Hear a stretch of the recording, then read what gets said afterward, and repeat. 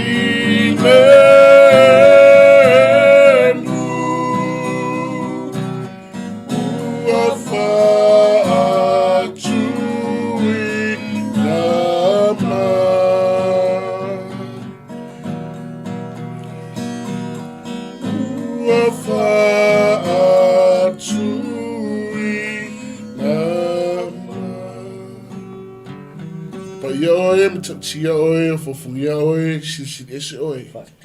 Ei fotu divai umalava, e tau e lau faiva, o lanu mangangana umalava, la tuti alalanga mawhape atu. E pa ia. Amen. E pa ia. Amen. E pa ia le o le pule le mana ma le malosi malava. Vi faya e matu lotu mo matu nganga e lau fio ono o le tua alofa. Oe le tua le leio, oe le tua wha maoni, oe le tua nga leio, oe le tua miuto. Whaftai lo alofa, whaftai lo le lei. Amen. Whaftai lo wha mdianga, whaftai lo wha malonga, whaftai awa noa, whaftai lo lo whatu noa, whaftai lo te maainga, whaftai lo wha miuto. Whaftai lo wha alatanga, whaftai le malo o le ha miuto. Sauni au auna, au aunanga nei al Global Kingdom. Whasoa, Pukalame Laoai. Mātou whala aua ngā pa iara mātou soswani sini a whio mai. E te whamatala loto i o mātou loto mo mātou nganga. Laua whio pa ia. Soswani na mātou whaso. Soswani na mātou tautala. Soswani mātou whaitau. Soswani o mātou manatu. Whetalai oe whaalongo o mātou tanata. Anga leita mai tu e whio nei la langi o lo maua mai eile nei Pukalame. Tino ke wisora au pa ia, o lau e kalesia. Amen. Talo ta mata pena ino matu tangata mo oe. A walo tu e fio mai male a solsitiana. Amen. A mangalo i matu yo matu semo matu whalito. O no lo sua whaisu ke wiso matu wala au toine. Amen.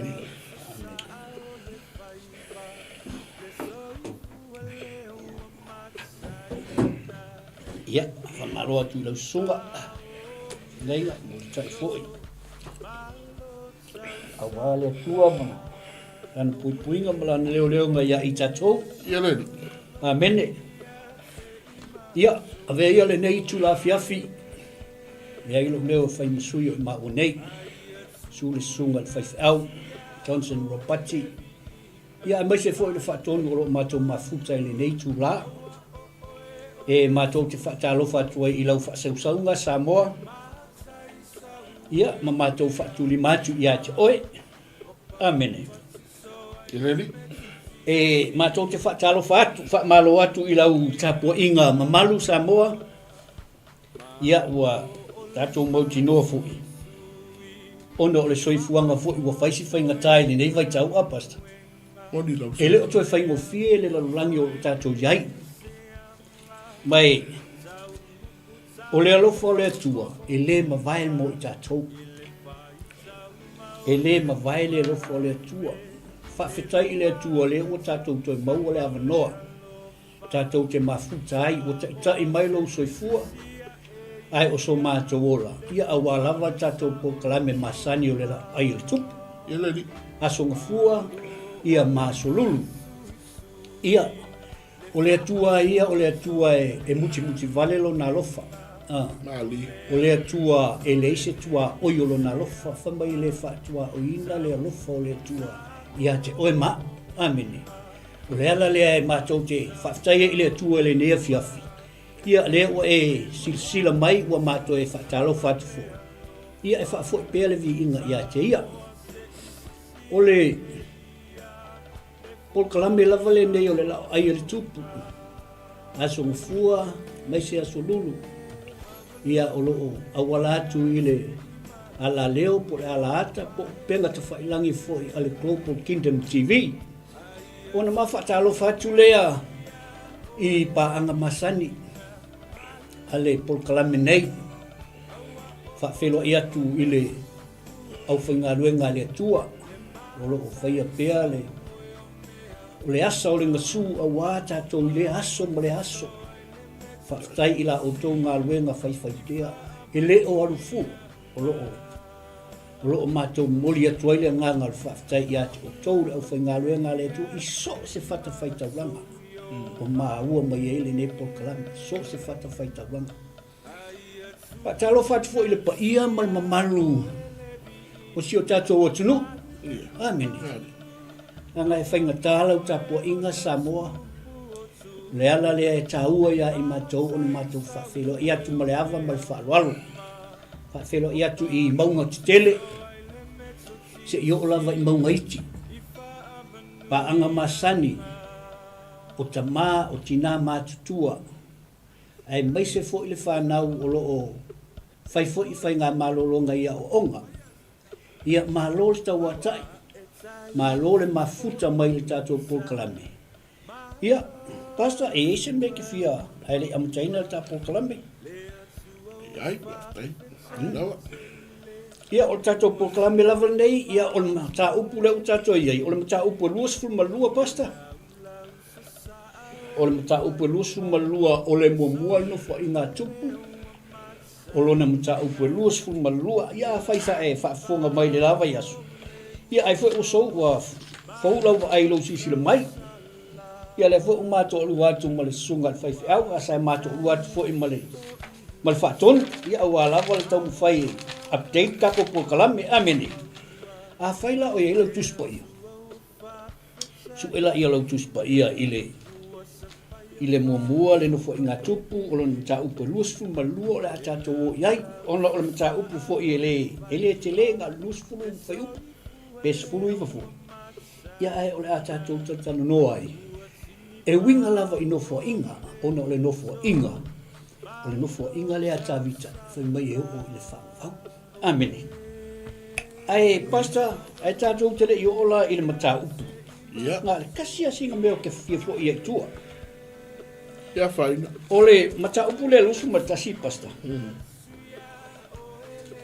O loo tātou muli mawina ai, le ese o mea na tutupu i le mta upo lusu matasi ma le lusu malua. Amen. O le lusu matasi, a tātou whaitau ai. Na iai le whaale tonu tele sa tupu le nu o le atua. Ai sea, ona o le angasala a tāvita. Mata uria fo ina whaitau e tāvita le nu. Ai le ulfina ngalo le o le atua. Amen. O le sala le a tāvita. Lea na mafuai ona o le fasia le tua le no. Amen. Ona o le sala le atavita. Ai o mai le mata upu luas fu malua. Wa ese fo ina amataina o lea. O le mata upu. Ai sea. Awa fo i o tavita o se tangata e vave ona to tuli i le atua. Pe ai ese whale tonu. Amen. Fai mai ina ua i loa e tāvita uang sala. Fai mai ina to turi loa o tāvita ma le nuu matoia ina. I e tala. Ai wha maua lalo atu le tua i sea ua se sen meang whai. O le ale mena o le mta upu. Ke le fasia le tua le nuu. Amen. Ai o le tua. O le tua e muti vale lo na lofa. Amen. Amen. Osana. E muti vale le lofa o le tua. E le fo i fu le lofa o le tua. Wa ainga wa ai lo le tua le fasil angin. Fa mai le tua. So ia. Ta ofi. Lo lima. Ta ofi lo pet. O le lofa na le tua ia te oi ma. Le au o le taimita te wha le tonu ai apas. O taimita te wha le kongu ai. Alu le tua. Alu le feafi. Fatu ese i le tua. Seek forgiveness. Amen. Ai ina ua tupu wha le tonu ia tavita. mai ngalu sa o ale tangata vai a tavita ia tavita ai sea wa fo i lau manga ole tua wa yele melo manga ole tua sui ya al sa o tangata vai a tavita ia tavita ma fai ia tavita al we fau le fata fai taulanga ile mea sa sai ya amen ole mea lea na fa tonu lo ele tua tavita e alu e fau le fata fai taulanga ile mea sa sai i loa e tavita ua sa o langa fai unga fai amen ua sa o fai unga tavita fai hallelujah ai sea langa leta le noa fai mai walu tavita ua tuu lona tangata i a ao ua whapa ulon tangata i a ao le tua amen lona winga ya e sa o ia le upu le fumai tuspa ia e tusa mai le tua kwa mau le tangata e tusa longa winga le tusa le pasta o lo tala noa i le me mana o i le tua ka mai tuspa ia palang after my own heart longa winga o tangata e tau muli lo roto o le upu nga le tua ale wa fai unga ka vika ku upelo nga ola tu upelo na ola i a ao o le tua amini ai sea la kai lo e tavita le tua amen e lo e tavita le tua me tavita ke le fio kingi li moses kamaka o ke le loa ai a woti o te oti la vai a ao le tua amen le lau ka ko le lau ma fo tavita o al mele ka ngo faia ka ngo sa o ai fai fata fai taulanga o lo ua vanoa lea lau ma fo tavita lau a wina mai ele tua kato o langa va ai alu e fau le fata fai taulanga ile me sasa ili saitu o lau ma fanga ka vika e ui la vai le fa mangaluina ele tua ale o ka ofia tavita le faselangil amen ya amen e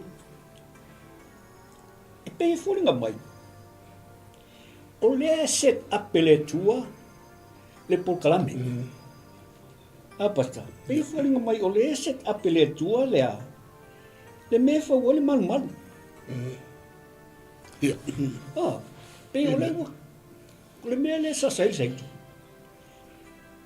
o le me kongo le fa wole mal a fa mai le tua ya kato fa ya ka vika lu me sa sai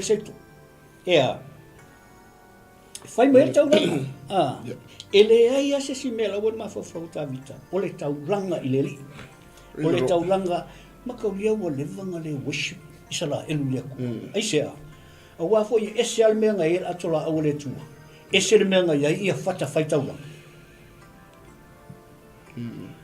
ele ma fai inga vivi ele nu o le tu ai sea ese me ngai ese fo le me ia fata fai tau langa al kai milale o le plena le tua, ia mawhainga vivi e kua i tangata, ia te ia, i le whata whai tauranga, i ko kongo longa maru.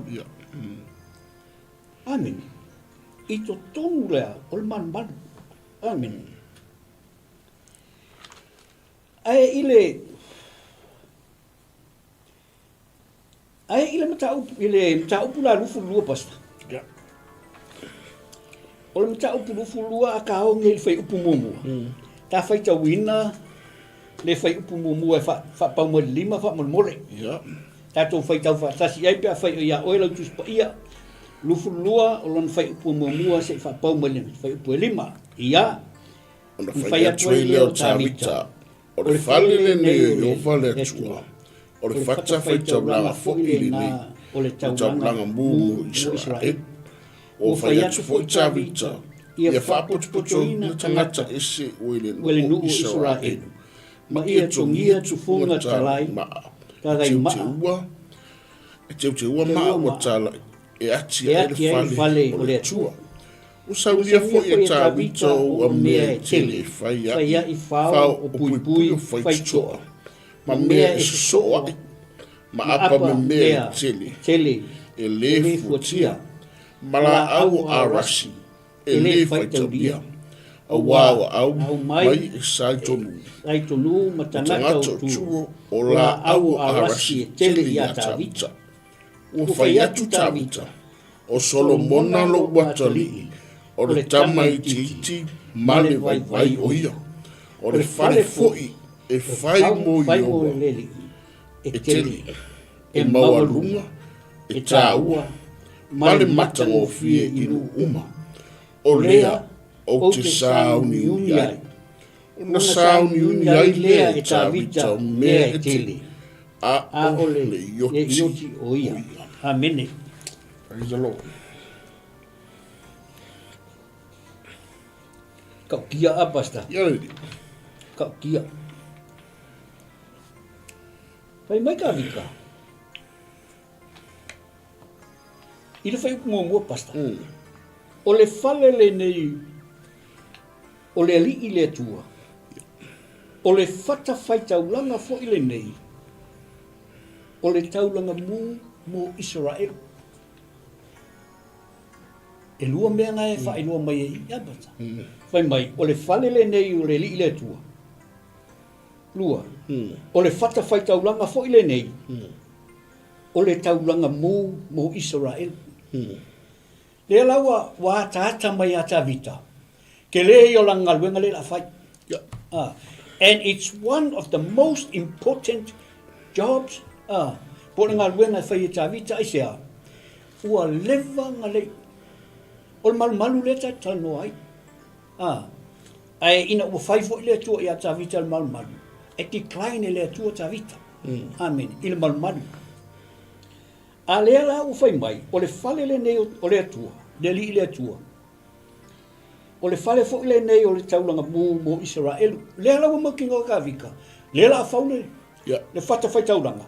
E fai e le taulanga, ma kaulia o ile ang sala. O tavita. Amen. O ka vika le ang sala. O lea ua direct e le atua, le nofuanga mole man. Amen. Mai o lea fo i wa confirm i a tavita. Amen. Ai fai mai fai upuerua pasta. Fai mai fai upuerua. O tangata mu ese. O lai tala noa mai ili tupu. Amen. O kangaka mu ese. O kangaka ia i kongu ai. O Israel. Fai mai o kangaka o sa Amori. O sa Eti, o sa Pese. O sa Ivi, o sa Iupese. O sa Iepese. O kangaka ia, lai tala noa mai ele, le fai upu lea, fai upu e lua. O tangata ia, o lea la wha o ngai ka vika, e whau ai, le ngā ruenga lea. O le whisili. O kangaka ngu ese. E manga o lea tua, e wha o ngā kangaka ngu ese longu malu. O le kari. E le ingisi. Nga whaangai le tua. Pau wale mele i whaangai le tua ngaka ese. O le Ark of the Covenant. Pau wanga mele i whaangai le tua ngaka o ese. O le Ark. O le Ark. Ai sea. God is holy. Amen. Basta e ese me ki. Kaya, mana ia ro wharahulongo.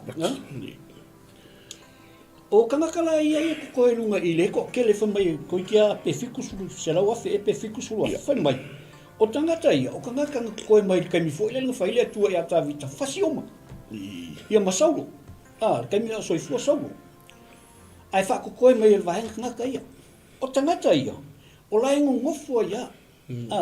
Mea ia ka o establishment, ele o kukongu fo ilele ole. O Jerusalem.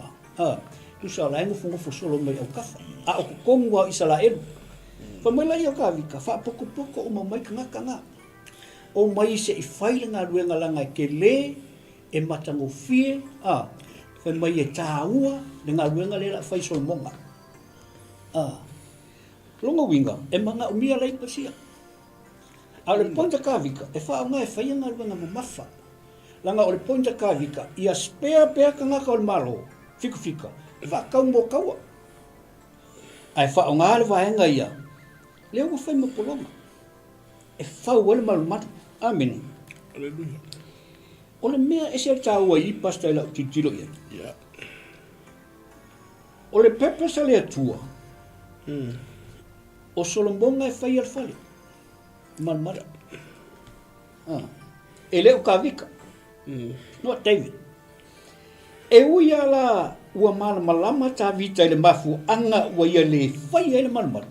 Wakario malamalama ta vita. Ai le ilo e Solomonga.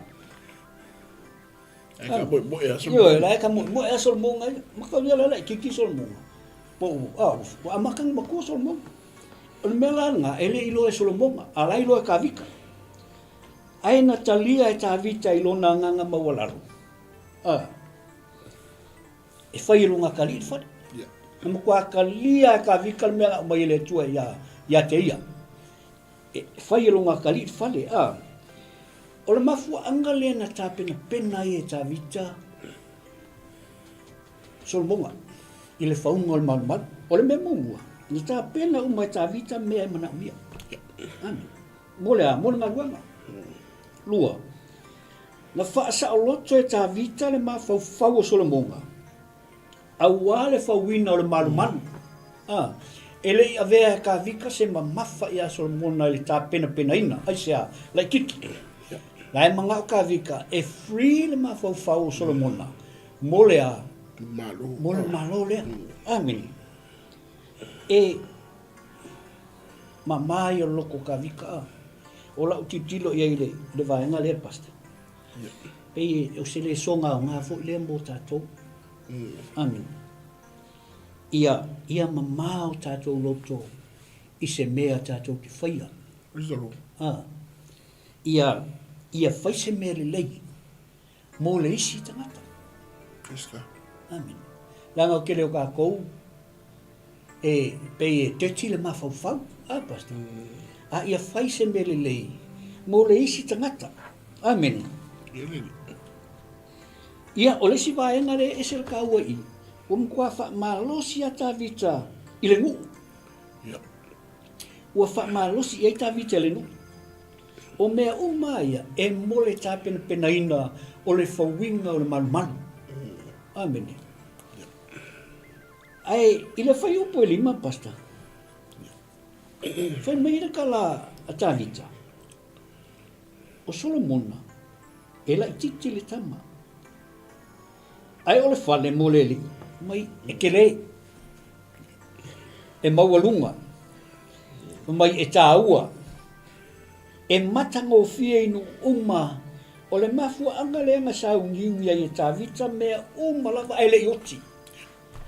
E ka penga e ka vika mea ia pasta. Ua matua. Toi ina tā vita. Ia male isi mea. O lea ua ona e tā vita le tua e ala i le tā penanga. Mo le malu e a fio ai le li. Le ua ona le le e ka vika. Ua le ma fau ifo tā vita. E le o ia le la whai alwhai. Ua le manatu wha pena tā vita. Ai whai mai le tua e a tā vita. O so lau whangau. E whai ale mea lea. Amen. O lo tau mai ai i. Le lei o le leadership. Praise the Lord. O lo o kau mai ai i. Le lei o le leadership a tā vita. Amen. Minga e voi aiwa e tālonga ngā apasta. Le lei o le leadership a Penrith. Le wha mānurua ku mea pun. Ai leadership. Kua esel mele nkupu. So, o le mele whai ka vika. O le makua le lei lava leadership. Leadership, it's all about leadership. You know, sometimes you have to pass the baton. Yeah. Kele ka kou, waka ofi ale. Ai alu mori ngā fua. E ka kau o ngā e, ku aku le fua, e lesi ka ngaka. Amen. It's all about leadership. Mamalo roto, leadership, e mamame uma sila mai eile tu. Amen. Praise the Lord. E malama le leila wa tā vita i le significant o le malu. O le malu is a place to meet and worship. Amen. That's right. Out fia ka vika. Le a nofo ai the Ark of the Covenant in that temple. What's that? I don't know if I saw the full. Man, they had me e tere ua Alo mana ino faso pa alo lono. Ole paton, passing on paton. Wow, le kongwa le no tu va ai.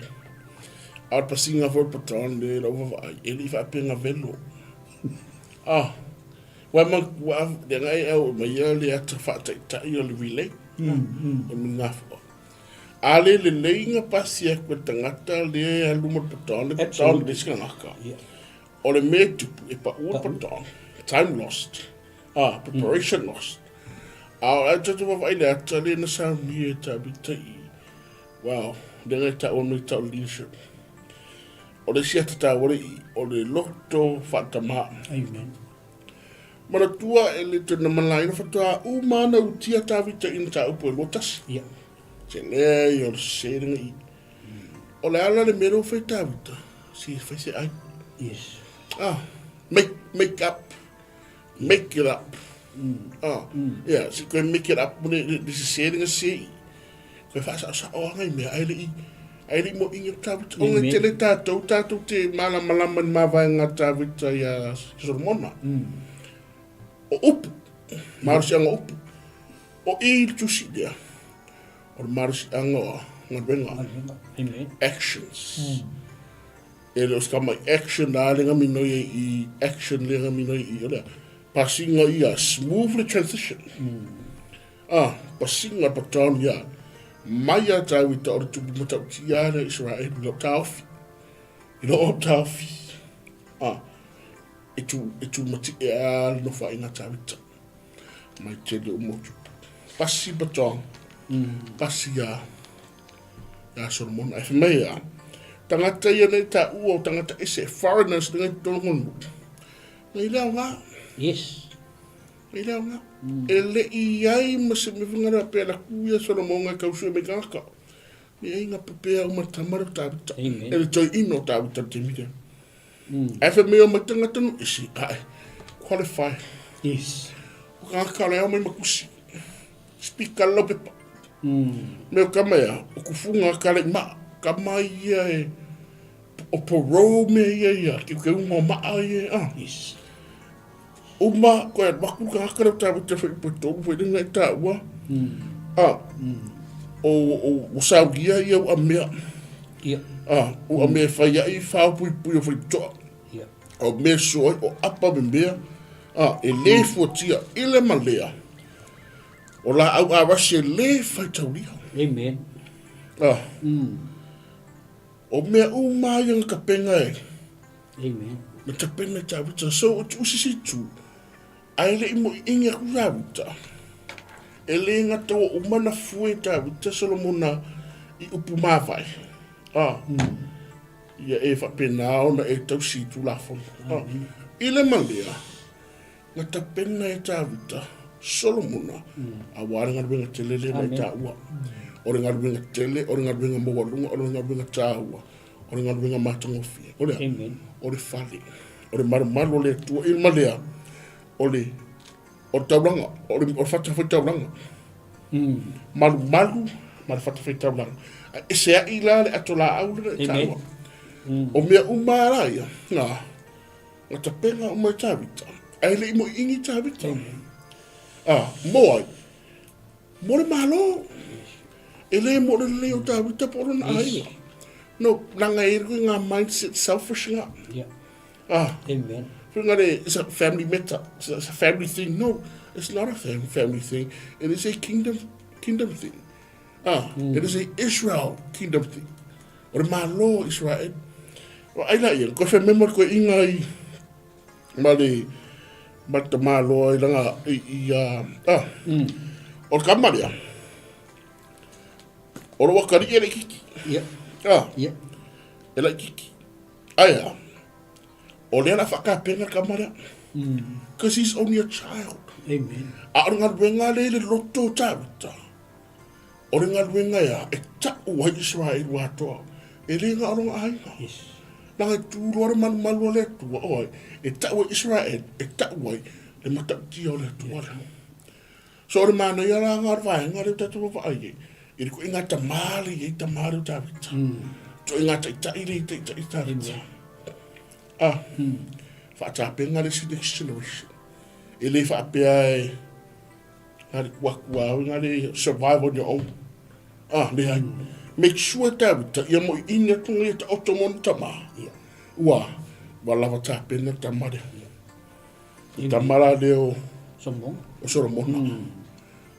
Wada we ta uwo le wang mam lama ta kiri whaia.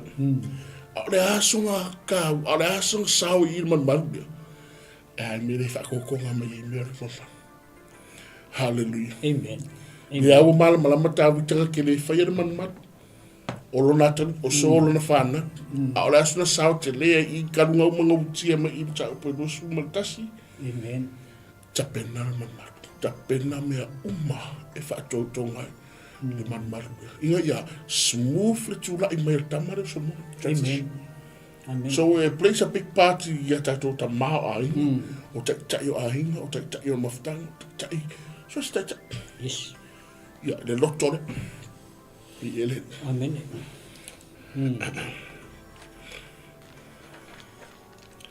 Praise the Lord. Eta ua pasta ma ngai yo pulena eta ua. Ole transition of leadership. Ole so oina no fo inga. Yeah. O wale ka kala no fo inga. No fo inga o no fo inga ka vika. Because everything na amaka mai ata vita no fo inga. That's why the dynasty o malole tu. Fa mai yo o fa va. It starts from David. Ai nga o fale tono ta vita lus fu maltasi. Nga lai on ka pengal mele. God gave David another chance. Ko ku avangole tua. How can you choose? Fa mai ele ko kavika. Pura oi meia ko. Fifili oi meia tol. O ke faia ia te oi. O te faia ia te oi. O nga la wang sala. Ai mo fa kavika ma. There is a coincidence. It's a plan ele tua. Ngama kwa so ele tua po fair o ta oto ele lo ta vita. O le tu uina e ta vita o lo na ola I a ao le tua. E ka umai ai. E kwa halua le loto ta vita I le tua. Fa mai ta vita, ku sa toke oki. Woki o au. E le ma faina ku ele tua le mele han. Langa le uva ai wa fo I wa. Wa ifu fa mai o tau fai fao ia toia ino le nu ma ta vita. I e tala.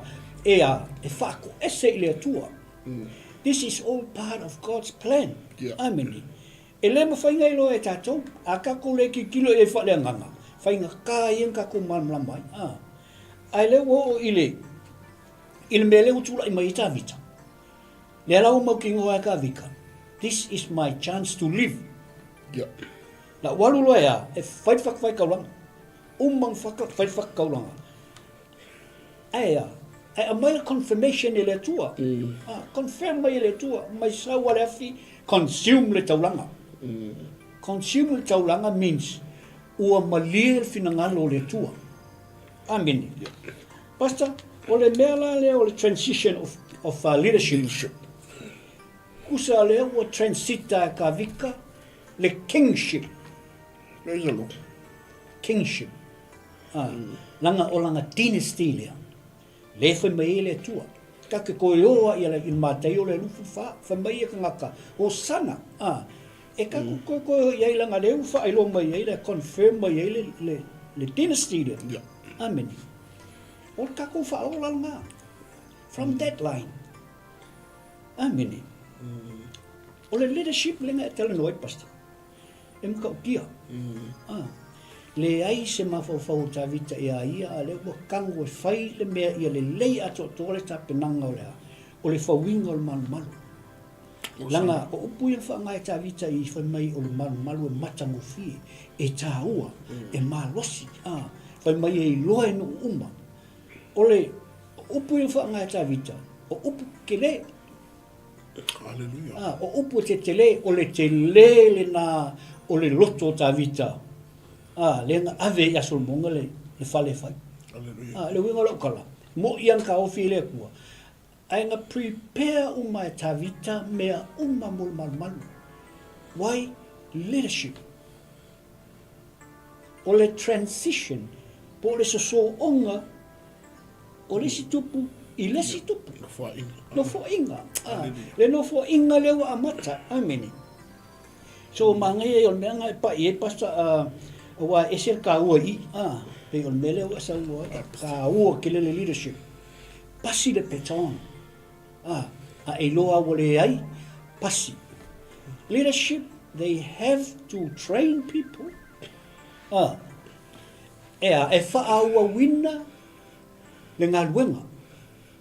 Lea la wa umon ta pena e ta vita me umalawa. Lea la o le a whautua ta vita. Ia solmonga. Amen. That are signs of a good leader. Praise the Lord. Amen. O mea la koe kia hoki ka vika. So I titi lava. Koe pawale o malosi le umo ka vika la a whautua I loa iai. Ia solmonga. Ai wha meri whai upo ono pasta. Pasta teri me I. Ali mea mana I le koe kawa.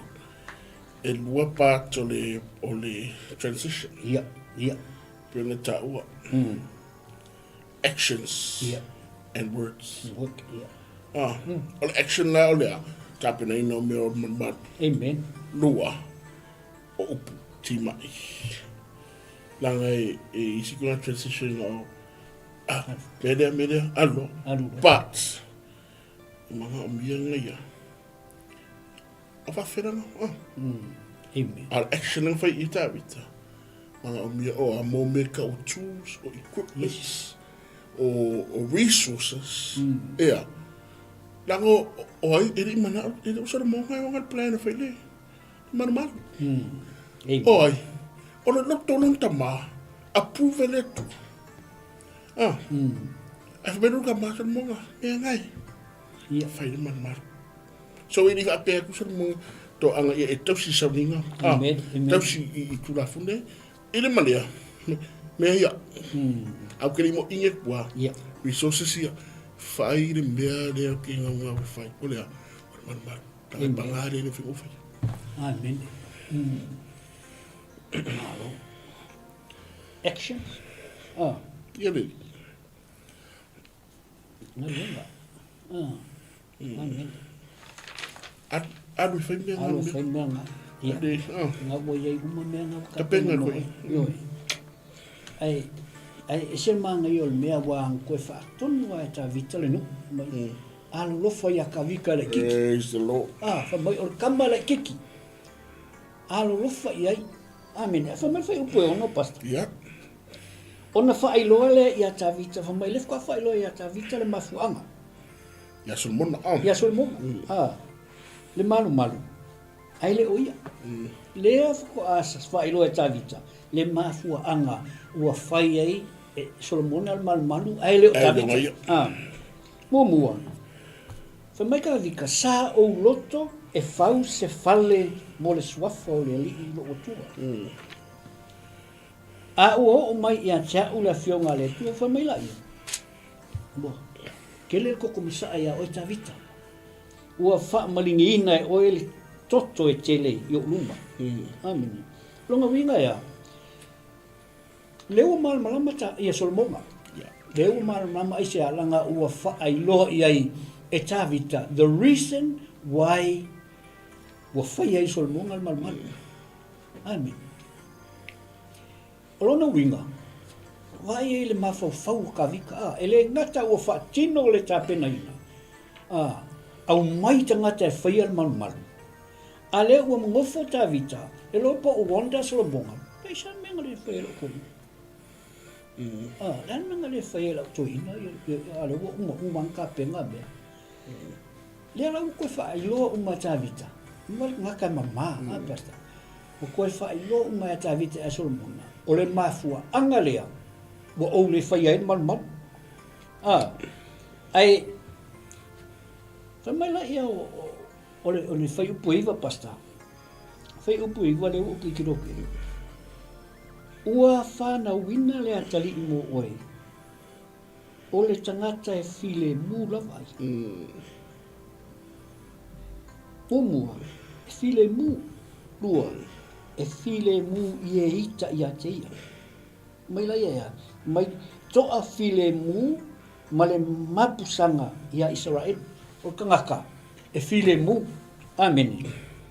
O le kangaka, e file mu I e ita I a te ia. Kolu, e toa file mu ma le mapusanga I a Israel. A ka kofufu la e pasi. O le au sa vali le no fo inga tavita. Amen. Ua uma le vala awinga o kavika. O le memongia. Ua uma le mea na mana o le tu e fai tavita. Ua uma le ngaluenga. Ua uma fo le vala awinga o kavika. O le vala awinga o kavika. E a maka le dynasty. Amen. Langa le finangalo leo le tua. E le ke I o lutai. We can go back a long way back up as e whainka ko o kua mamawa I kua. E kau ke ilo mai, tātou te ilo mai mea uma, e kau mai I kaimilea. Apasta. E le te I o iai, I ruta I Petele Emma. For this reason. O le great grandmother oi. O kawika. O le walauina o tāwita, o le taitaina lea o le nu o le tua. O le walauina o kawika, o le taitaina whamaia, whamalua sa molu e whitulon whai upu e waru. O a una o mai oe. Si, ka koe o ai kua, e koe sa uma mea ia apasta. Whamaia ia le tua. O a unga o mai oe, mai le lotua mamoi. Na e muri mamoe, ina ia whaia oe, ma tai I lo nu. Amen. E ka ua ia, e mo iwa uma na le vala awina o tāwita. Ai o le dynasty o tāwita, lea ua sosolo. Po o le nofua o tāwita, lea ua alu. Even with Yasolmonga, le ua se ele le nofua. Langa o foa mai le tua ea, o le nofua e wha o lona winga. E ka kau makupu apasta. Amen. O le toto malingi le tala noa I. Sa le kaunga kauka vika ia kau. Ma le whamele kua. Ua kele koko masaa ia tue. Sa ka kau. Nga pālene le tua tā vita e tau. Aisa, langa o le ngu. Nga whamele tua. Nga o maia o le pāmamoe. E te tai I lo nu. La le winga tai I lo nu. Eke sikiua inga le ngu. O ai singo o mai e tau. E ka kau makau. Amen. A leo o taimi e whawale whale, whai le tua. O kele koko masaa ia te o tāwita, e kele e whawale whale. Amen. Basta e se me tu se pa ia. David was built for that. Yeah. Yes. Ngā o tamaru tāwita, ngā built tāwita, mo mi hapea. Yeah. Hawhenta tuilo, o reo ngā tāwita tono pa mamoe. Yeah. E o tono pa mamoe, mga mi leo le mamoe ko loko. Ari mga tala, ari kap ki ngata I tāwita ya sau. Se ako mea I mamafa. Mamafa mea ngā kero lo ka mga. Kung ingi may mamoe me ko leo ngā mruosa. So, o ngā tāwita I loa ai, la ko lengi may tāwita I kunga moa. Moa sola whapea. Amen. O lea e ora manu maro ore, to I laro Israel. So he was built for it. Amen. Ari koe tau tino alta maro I langa kharit. Amen. Solomona rup tau tino. Wal leva ngai lo loto manatu.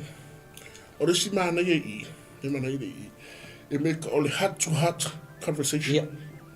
Yeah. Man to man, heart-to-heart conversation with what? Malgakari la so man. Yeah. Ana koe I tala. Ana koe me I. Le upure nga whai I tamaro. Sa lo watani I o au ni. Sa ilo loto e whare Yes. mo le suafa. O lo watua. Sa o tala le te wha. O te ioina mo ameni. Sa langa kula I me do tawi tamuna o tawi tkea. Amen. Whare. Whare mo mamaru. Pangalia. ore tak tinonga mai le upu mai le tu ina wa pamani toto tele tam ala ngolanga ya le ya ia o langa le wala winga ole a ole man malu o Israel le ai se si tupu ile lokto le a tu la i me tamala le o sodmona ai fa me do email fana wina tamo mo o tama o tangata file bura vai ya amen o pumanga ya le ku ia sodmona to file mu mapusanga ia se wale vakele anga ngai lalo i Israel i lalo le makolpet tawa makolpet taimo tata ingai a tawita ono le se ia ola file bulu manai ala dia atu fatu la email to Solomon mea to afile mu mapusanga makus pe palangi he will be a man of rest and I will give him rest from all his enemies. It was like, or melele mo tavita. amen Or file mu. Ese lang enemy mai kui. ia So if I can't me ka vika mai yellow tau ai long is tupu pusaman kenen fa ina tavita. Beka wa tua o luma o tafa. Ele mo file mu. Ai tu la imeso mono le. Or file mu. Yela. amen Ele or file mu ele ora va no le leila le. Fata wen mo o masko no ka. amen Ele se panga ngole leila. amen Basta. Sugar bread. ngai ole ngai bilo mai pastor he was built for that Yeah. Man of war. If David was built for that, that means that is what God wanted. It's calling. A whainga built tawita mole mele. It was from God. E mai lea tua ia, e tai. Yeah. Le whai mai iakus pai, e tai lo nu. Tai means kau aku malengu. Inga ia maua file mu Hallelujah. o iyo Hosanna. o Israel. Kau aku malengu. O le tangata ua build, mangele pulenga whaia, build for that. Rona winga, God allowed that. O whaatanga i le tua. Hallelujah. Amen. Praise the Lord. Ai, ia la o mong whai kawika i. Ka o e tawita i longa kari. Ka o e kawika i longa kari, i mafu anga ngalai, onga le whai e whale. Ai o whai upo se fulu, whai mai tus pa ia. O ngā poa i lea o tawita i a Solomona. Yeah. Whai mai. O oe ke whai e whale. Ia, o kalana lea, ai fo ia, tawita wa mai, o oe e te whai le whale mo le ri. E whai a fo ia u, whamela i o le atua ia kawika. Le uka ia kawika. O mai, o lo wakari, e whai a le whale mo wa. E whai a o ia mo watari. Yeah. E whai a fo ia u mona tamaa. O te whaatu mawila fo ila no whaali ia lona malo. Ia Israel e whau. Pasta, o le memo mua, lela o kawika. Yeah. They are talking about Solomon al Temida. Yeah. Tavita bale tu.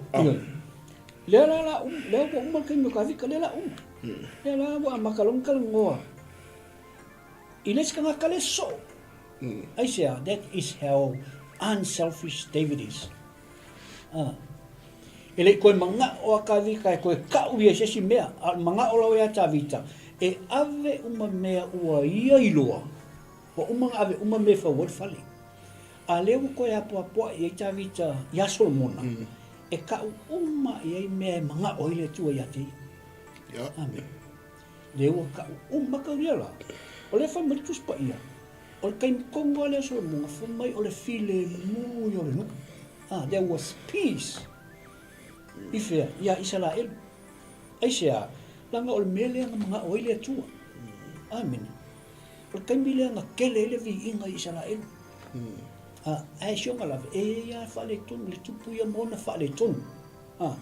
Ka koe lua le tala abasta. Ka koe lo umalakala. Ia eise me te fia pa e pasta. Mana iale. Langa, ole mele oi ai.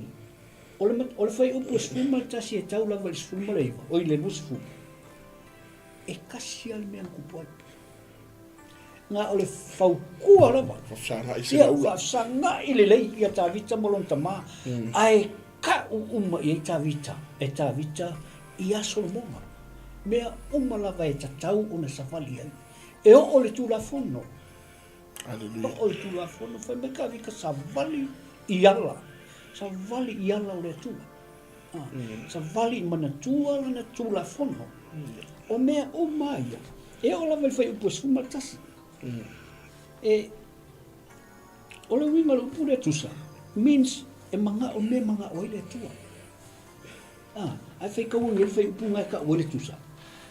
Fai mai pasta o le fai upu sfuma tasi. Fai mai.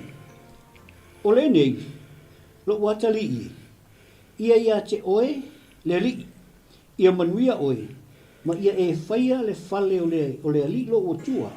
E tusa malana fionga ia te oe. Vai e upu e fai e kamaro. E ufal kalango ia e tusa. Mai e kusa malana fionga. Whatever God tell you, fai. O le winga ngā upu lea. Le mele mana oi le tua. Mungkua fo i kaimio i apo pasta. O le whakaita inga le leia. I te kaimio i apo.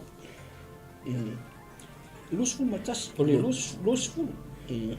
O mai inga ua saungi isala elu e tau masulia ma amon. Ai vai e ku i apo. Ua maua i o ngā tutonu. O luma, matua. O ngā kangola ia i apo filfili. Filfili e tusa uma mea ia rua. Minga filfili uma tangata maloros o kangaka uma masani tau. O le tangata e whamoimoe i ta vita elo na ola. Kamare o apo. Kamare o apo. Langa o ia saka i le au tau. O le kaimikounga ngā se whataita inga le leite le mea lea. E tusa. Pe mai lola ia o apo ia apsai. Whamalosi. A li liu mai au tau whai mai. Ia kako whamalosi. Langa o le ngu o le atua. Ia lesi mea. Langa o a ai umma Israel. Amen. A ai umma Israel. O le conclusion lenga tau tala i apo. A ia whaia le mea e tusa ma le finangalo le tua. Longa winga ia, kua wha moe lava kangaka ia iai. I le atua, o le almen kupu, e le kau. I le whaipule suma tasi pasta. E isa un susuang i whaipule pasta. E le punga o mantua i ale stoi ingat na e koe i ale. Si te vea me le launga na sa mai se o le fia ngare akongia. Akongi.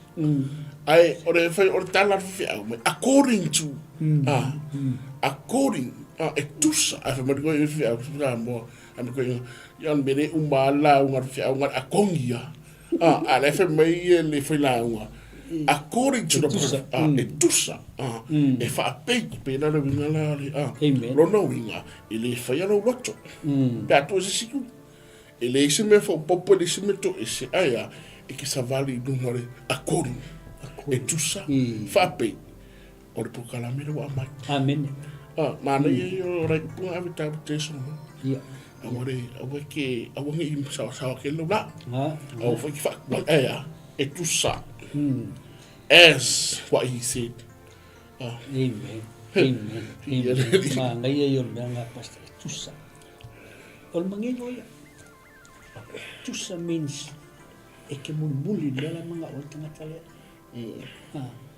Whangafa matus pa i palang. After my own heart. After doesn't mean mumua. After means e ke mulmuli. Mulita i ai tua lea. Aleluia. Ele kangaka lea e tusai. Nono minga e kusa mal me fingalu ele tua. Wala la men kupule. Skoinga. Ia ngana kongi ar mene ngana. Ngat pawa kan upunga Se o kare la vase ngare akongi. Ale fe mere foi la according to God. According tusa e fa pe. Ale mo ko ngase ngare akongi wo umarngia sa ngare akongi. Ya na pa wa be ngar ko inga. Amen. That's all yeah.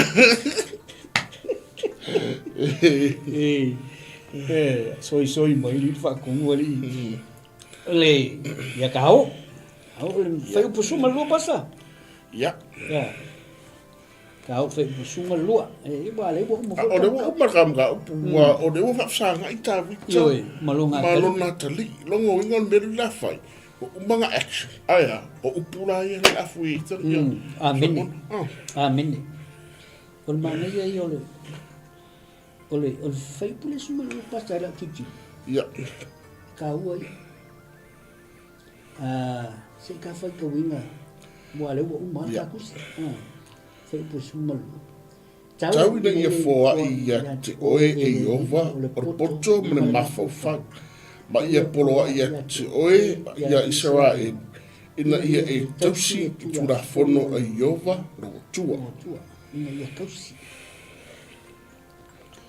o le manga ia i o le me pasta langa ai fai kau o mele salam o fitu sumalua. Fai mai salam o fitu sumalua. O le mamalu o le malo Solomona. O le fatusa lea o le malo o le Mesia. Aleluia. Fai mai la i o le ai oia tavita. Lea tua e, ia e avatua au faa masinonga i le tupu. Longo winga ea, faa ailoa i a te ia. Whaailoa ia te ia. E whaamasino ai e ia le nuu i le ami o tonu. La mera le inga avele whaamasino nga i le tupu. Inga i whaamasino ma le ami o tonu. O le mea whaelea mga oai ai. Ia Solomonga. Inga ua whaiaku le kua ia Solomonga. O ia se mea ke mga o. Ai o mga ia i ore. O le kari ia Solomonga. Paual mea ke mga oi. O le poko. O ke whaamasingo ai lo mo. Ai sea. O le kamai kiki rea kilo aku mo. Amen. O le kilo aku Solomona. Ala ola se no. Makuapong isa ya Solomona lea. Le whaamasingo ele no. Amen. O nga whamaila i o le atu e a Solomona. E whamai Solomona. Au mai ai le poto. E whaamasingo i lea, whaamasingo i lea. O lea mo face to face lea tua mai. O ia Tavita mai. Ma Solomonga. It's a relationship o le makua wavala raka. Amen. O mea umana vailo e Tavita. O lea ua sasaa i a Solomonga. A le mea nga wha au tū i ai e Tavita le whautuanga. O le tū la fono. Fai mai savali i ala o le li. Ma tausi i lana tūra fono. Amen. O le. Pasta e se me ki tia pa ia ia kakire i o. Ia langa vai sunga ta. Vai sunga ta. Ia. O te mawhau foi lon tūra fono ia ato amare. Amare po. Amen. Sa lai le ngata ina wa umana ta penga mea uma wale man mara. Le amo inga ko inga ai fa manguia lo ia. Ai fa manguia ia Solomona. Amen. Le fa manguia ai fa mai i presu matua. O poto man mahau fa. Ia. Ai sea. La ngai sina fia o mele sa e mo i o sa o Tavita. O le loto sa ia Tavita. Ala o urge Tavita Solomona. Kong ia ki oe le poto man mahau fa. Amen. E se loto Solomona. E se loto Tavita. Amen. O loto Tavita fa ia singa malusi. E le fo. He doesn't take a backward step. Amen. I don't urge Tavita. Ia fa mau ia le tuelo. Foi. Mau ar poto mali mahofa. Insight and understanding. Yeah, command over Israel. Langa nga fifi uma Israel le ya Tavita. Aro mana o ia Tavita ile ile. Ia e mau poto ia command. Polo ia polo i to ia Israel. Ire malea me ta wale ne ta ua. Tau si tu lafa. Amen. Nā vai sure ta. Ka unga ngai, fa mnu atu. E hala merka, ta ule lo fatai hao, ta una me tu na fiafi. Or vai sure ta vita. Le la mo inga kwa ka vika, e mai ia ta vita i langa san. Lafa mo ko ina. Tau si tu lafa. Amen. Ana. Amen. Famela yo ka vika. Pastor. Dela uso o kuala. Ya. Famela ka vika. E ke mangui ai. E te mangui ai. O nga mangui ai leo oi. Pe a e tausi ila na tula fono. Ma wha masinonga na poloa i mai ai lea tua. Ma kauria la. E o ia mose na poloa i ele kua.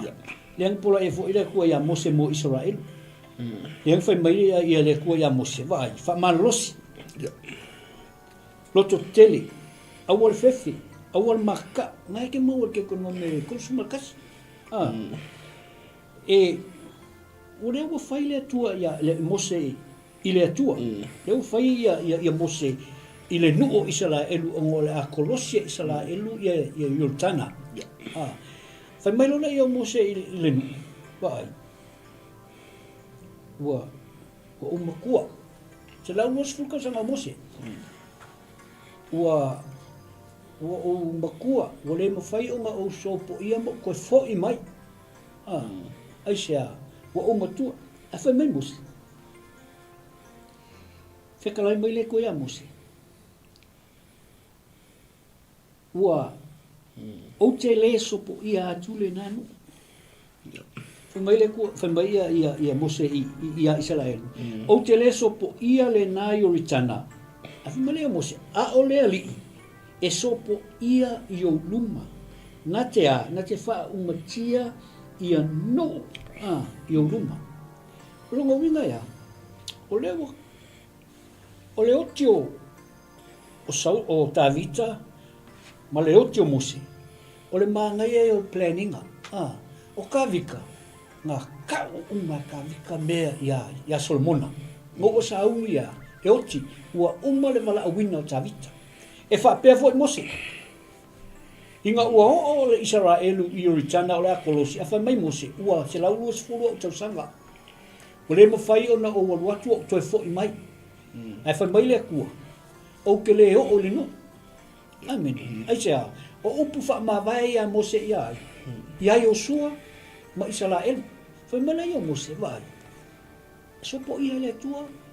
Le vai mo o kou. E mua te fo ile tua tau mani ese.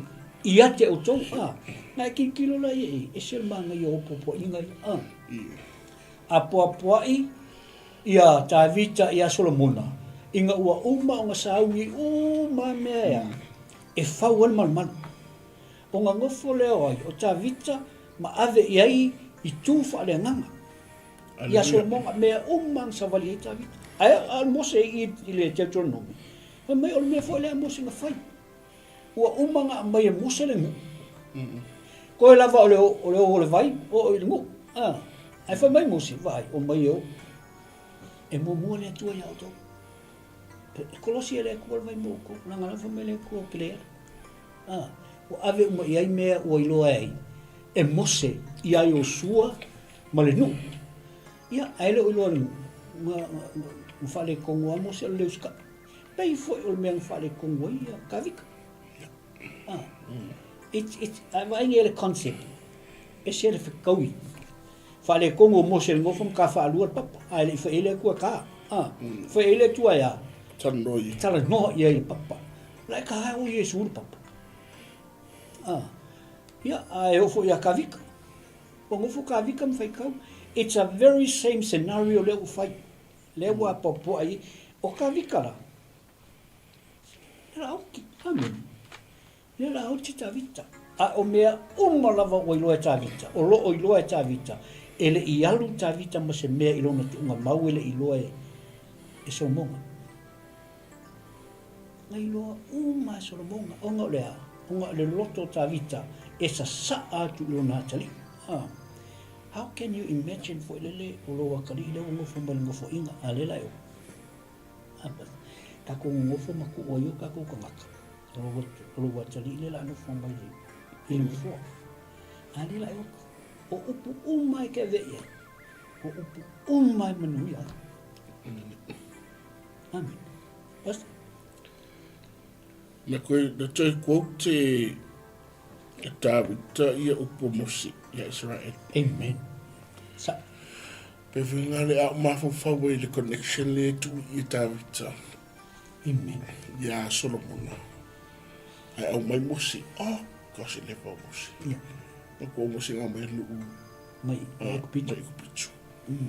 So si lu i ngā whapea tu e Solomon. Mang puau ancestors. Ia. Mang puau rei wa langa mangu tisa. Ia whai mai mosi a Israel. Ia i whai upu ia. Whamalosi no tele awar whewhi. Amen. Awar mata. Ia pe whapea mai ia Tawita ia Solomon. Ora whikalainga koe inga mosi. Whamalosi no tele awar whewhi. Awar mata. Whaamarosi awa ia toa ile loto tamarea. O mea umai awe tamarea, o mea manuia. Amen. Ele koe ia sisi me funga le, nā nei whae me le la sa mea, ke roi, tai empty. Me konga le whae Tawita. Go to the ground with nothing. Yeah. Empty everything out. Wā umai loa, wā umai le arsi na fi, o le arka maan. Empty mai mua. Manu whae inga tamarea. Mo le leo, e le inga ore ainga. Sa e rua ato ore nuku whitwhidia. Ale atua. Go out empty. Amen. Go empty. Langa isa ka e oa mamea. Ara whunga revi. E oa mamea. Ia. Aia. Hei ringira kōmea. Ie. E oa whinga tala yongi. Ki nganga i loa me taunga whakapenga i le no whainga rea. Ai o ngungua. Amen. Amen. Ale alu Tawita. Empty. Go empty. Go out empty. Wa umar swau. Wa alu sa sa ai no kamari. Amen. Molea, molumna. Amen. Praise the Lord. So, ore se me from ka foi dem. Amen. Ya awale tu boale e fa tua. Fa tama i ha tali. Fa tai i so atau. Ore Amen. ai ma ia fa tua le fa tua ta. Quote mai e tamo tu la fono. Ia. Posi. Mo mau pe ka ku space. Eu vou fotar o sol. Maka kia ka ki ku punga mai. Ele ngofo ia mo. I sauli. Mata tia tanga tai ku punga mai. A ka mo ya mo se. Me ole makwa ka yo ka ide se ya mo. Amen. E se ka fe sa mo dungan mo ko ya la ku dunga. Ko sa. Ko ya. Ele ko nga age no ngi mo. Amen. Leader. Ala wa peria ai quota ko e fa marusi au de Tawita. Ai me se merko inga mo sa piti ia Solomon. Porque me ouve feque, for facau. O Tawita Solomon mo malusi asia. Solomon. Oi, soli. O ka ka ki ku punga mai ele ka mai. Ya o ele.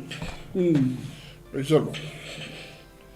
Ngai yo le fe pule a langa kalanga a mosinga fai ka. Ia, Israel. Mai mosi. Fa malosi. Loto tele, awal fefe, awal mata, a fa mai ia ka vika i lunga ka fa mai. Mosi ia o pe kalanga mosi fa mai. Ia Israel. Ia fa malosi. Ma ia loto tele. Awal fefe, awal mata. O upu aia. Ai pas. O upu aia fa nga. Ia. Ai se me fa nga upu. It shows a lot of whaelo mai ia i tātou pasta. E tā ua le taimi o lo walawina. Praise the Lord. I le kaimi o Mose, o luna walawina lea. O le amai o le no. Mai e kupito. That's his calling. O le ola e o Mose i to tonu o le moka whalau. Sa tā pena. O i ngā ngai loa e mose lona tangata. He doesn't belong i Kokongo le Palace. He knew who he was. Pai mā ngai ora mea. Ale kau ke vea i kua ile. Ale la whaka mai le nuku mai ai kupito. Ele i o le ngu i Kongo le Promised Land. Yeah. Ai o kisko i muse. Yeah. Ai sea, his calling is up. O la ngā ruenga o le whasa roto mai o Israelu lea. I le bondage la ia ai tuito. Kavika. Lea wa umulon valawini. Wa amata le dynasty. Hallelujah. Lea wa amata dynasty. The purpose for David was to lead Israel. E kai. Lea whai mai e kuspa ia. Nga umalo nga le dynasty e Tavita. O kilo kavika. Ai sea, his calling is up. Winga e tātou. E tofu a tātou mar calling. Awa te whata malai lo tangata. You must know who you are. E ka kaufo i on kako know who God is. Ai le man mai o ki le man mai le tu. It's very hard for you ile me kia ngai ai. Whenkanga e alu lo destiny. So we must whakaua o tātou walawina pas. Hallelujah. O le kaimi. E accountable ai tātou le taimi pe a tātou le whakaina te tau. E accountable ai tātou e le atua i le taimi. Ai sea, anga ka ua kaimi. Ka ua ki le kaimi a kako. Whaise mele lei. Pasta, whaukua. Wale whaukua ka vikare. Pasta, ia ranga o mea umaya ia ka umaya i. It's about it's about this, Pastor. Whai mai o ngasau niela ia ka vika mal ki ngā solobonga ia. Ia aulo mea umang whaiman everything. O ngā maila ia o tangata e tō tele le whai upu suma lima. E whai ar ngā ruenga. E au whia ai ka ngaka ia, ka ngaka umpesi. Amen. Whai mai sulu o ngā tūlai. O mai, o ngā tūlai ia. Mga lue, o ngā tūlai leo i mga lue. Ia te oe fo ia te oe fo i le li. Tau whai ka vika solomon. Tūlai mga lue. Ma ia te oe fo i le li. Those were his last words. Work. Whamai kurai. Tūlai mga lue. Nā ngai rem whainga ngā lue no whangofu. Em whaianga e ngā lue ngā pōpō a pati a. Ia pōi whawhi pō. A le whai mai tuspa i al fwe pusuma leo. Whamai ka vika somonga. Tūlai roa. Mga lue. Ai ia te oe le li. Amen. Yeah, siapa si mere pasa wa umaka. Ya. Ya la fa umakwa uyen kwa kwa sun fa umata pukalami. Mai I ole me bulianga umaronga va kume uma fa mai no ma tabite yason. Mona. Tura. Alue. Ele long fa ina. Amen. Ole arme ka umenga. Si awon I no funof. Amen. Alue. You make me palangi. Now begin the work. And may the Lord be with you. Amen. Begin the work. Start working. Amen. Yeah. Hallelujah. So fikuro ngai lalo de nak fifa uma ko no faso. Yeah. Ni liu ne no matawita. Ni liu lo ya Israel. Me re fek boy. Alu empty ya ro tawita. Wa me le uma si re fia tawita ele tua. Mai do tawita ya Israel. Israel ko upare mo ko. Pe so swani do wata ida. Dera mo inge. Amen. Feso swangi kamare le ki kamare. Te upunga. Ia to feso swangi. I tamare fa mai le superbat. Ele te ele. Ele ova ia ele ia. Amen. Mar fa marosi I sui ba. Mea. Yo to dokto mau to wanga. Same message nga ave ila ta ila la. Yeah. Amen.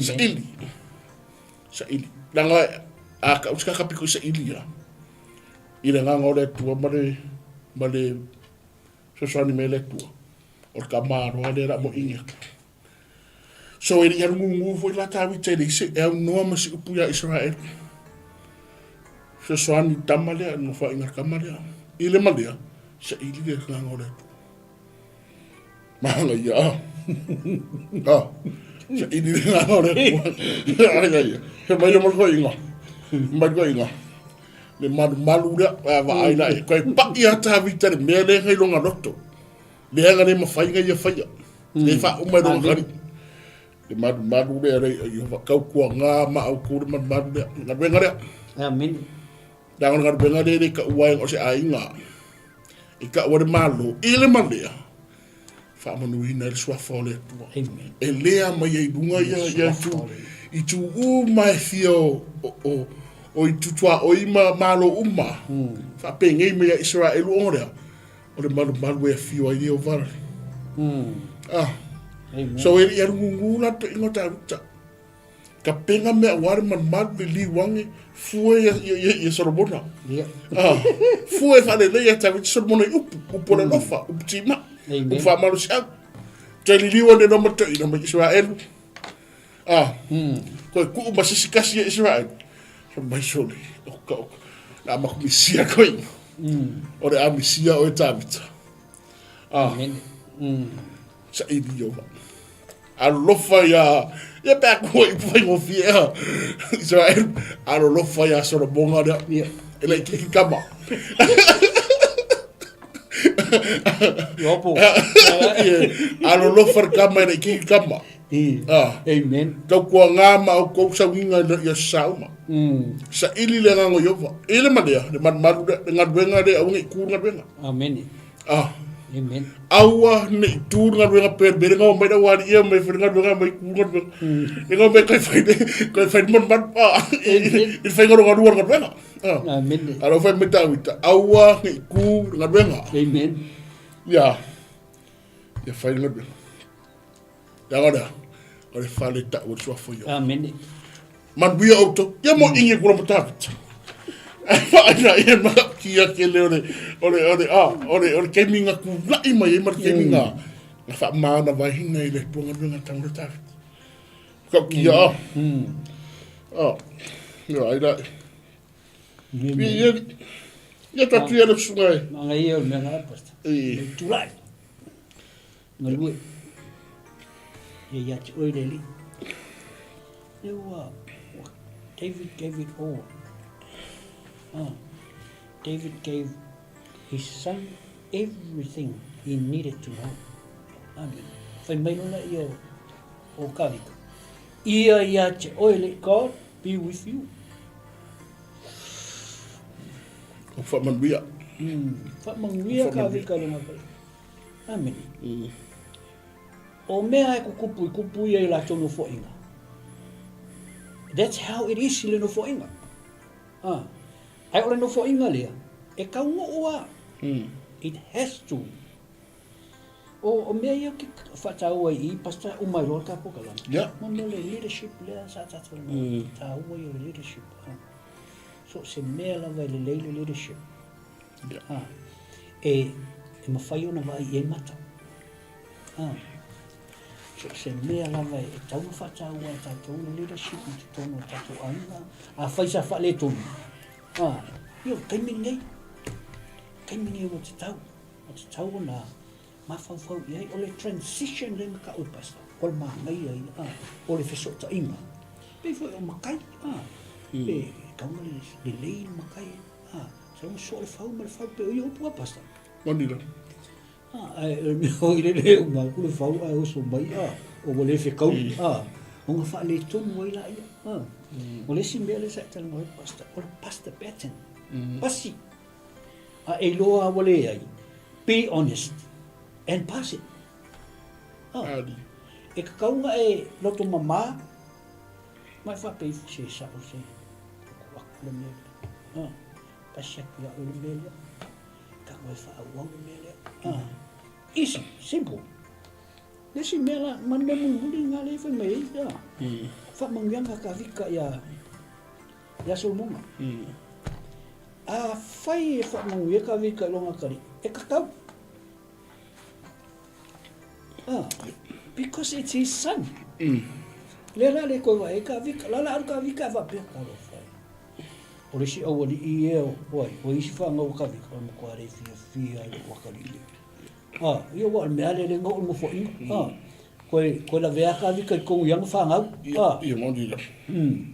Pe fui la ka kou kako ainga. Vai o kongo ka ko ainga ka ko te rafa ia e koe wha le tonu o tātou ono le tata inga. Amene. E lea o ia e wāta mo whainga ai o tātou whamalosi nā ne fiafi. Tātou ainga ia. Ai mua lama o vai ia. Pesi mea whamanguia ta maiti. Whamanguia ia i lau whanau mo whai ai. Kurai o ngā lue, o sua ngā luenga. Amen. Ia langa o ngā luenga e tau sei o tātou ainga, le whapea o tātou wola wole e kau se o kako ainga. Amen. Ai o tātou mata upulea i nei fiafi sa moa e moli atule ngā ngā whaftai mafuta mai, whaftai le whatasi mai, lau taimi whaalu foi e tātou te tautara noa i le lei o le atua o le tātou mata upulea. Ia o le tātou mata upulea so la soluru. Ia o le luas fumatolu. Luas fumatolu tātou koe whera o iai fui i le taimi masani lava. Whale ono le fitu. Ia on tātou koe tata noa ile ia on mātou talo e a whamuia le tuai i whainga maroronga o ne fiafi. Ta ia tufu i lau soifua e maise so maua ora. Ia tātou koe mogo fo si whailo inga le solu. Ia ala atu atu le ona nei. E wha uma tātou se talo a wane ngalo a whai e te le ulotu i Taile West. Ia, o tolu tasiva le address, tolu tasiva Great North Road. E a mata le sfulma lua tātou lotu i so. Ia susana Great North Road, Anderson. I le West, ia o le telefonia vile tuai pe amana umia, o le olo fitu, tolu tasilima, whalima tasilima. Ia o taisia, nisi sio, pea e eiso wa mnoa tātou te mafuta ai, hinu skako kofe, e pe whaifo iskako KFC. Ia on tātou tau mawai ei lea, atu atula le auna e ese me fia. So mwai? Ia, lea talo e whai o tātou. Amene. Taita mai lau upu, angane leita mai o matu loto. Amene. Tāpena ina pe tangata. Wanga renga nei malawa we malawi nei mato. Awana ia te mato tu mau ia te oelo vi inga nei se o whawala. Amen. Ia. Fuia me manuia. Ia malolonga. Tai.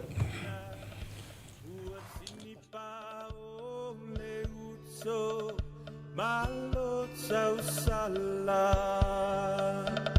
Wa e tai fufo I huta Malo a fua wa maua Le atua o whawheta I te le Ua sapaya whatua ele Le lau lau sa saa o le whaiva Le soifua le ua matsaina Ua tini pa o le uto Malo tau sala Awe Awalava ne ia te imato yo vae Aia tu uina tuya o ele viina Male no malu Awa o oe o le tupu o tupu Le matai sa uoi o mea uma O papa tiso ai le meto tisi I wha amanui anga Malo o le masui sui Le wha atoa toi le ngaluenga O lea ua toe nei o se anga Tau nuu tamo o moonga I le whai taunga o le lua afe Le lua afe tau sanga o le alofa Samoa se isisia eia le fuau le 𝚟𝚒𝚍𝚘𝚣 Alo o le masuisui le 𝚜𝚑𝚙𝚎𝚘𝚒𝚍 o lea ua soe nei o se ama Sau o tamo o mo'onga I le whaisaunga o le luafe sau sanga o le alofa Samoa se isisia eia le fuau le 𝚟𝚑𝚎𝚘𝚣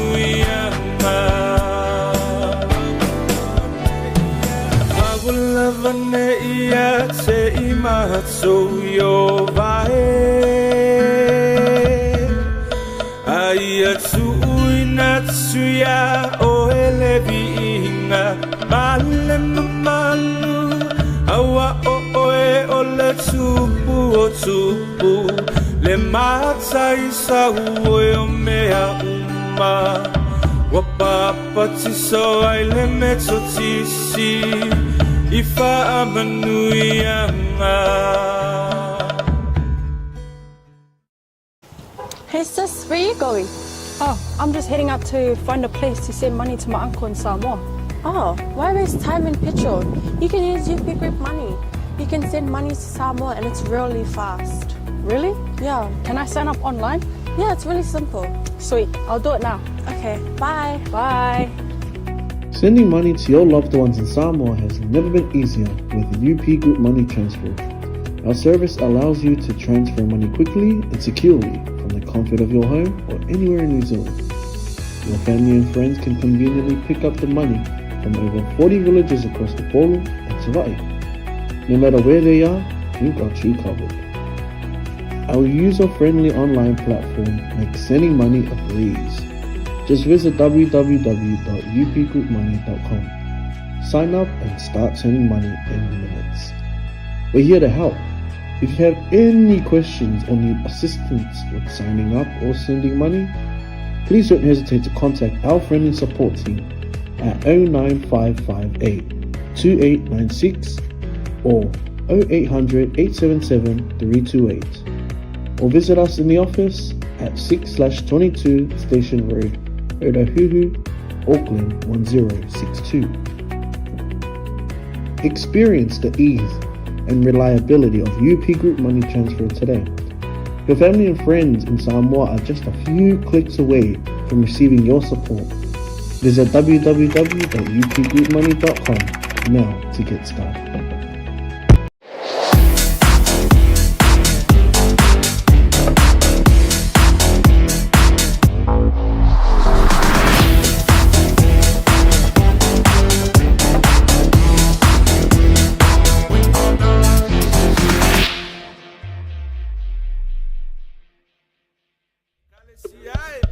Samoa, e pele oi le loko. O mai a se ka komo na ui fuwa. Ua e tai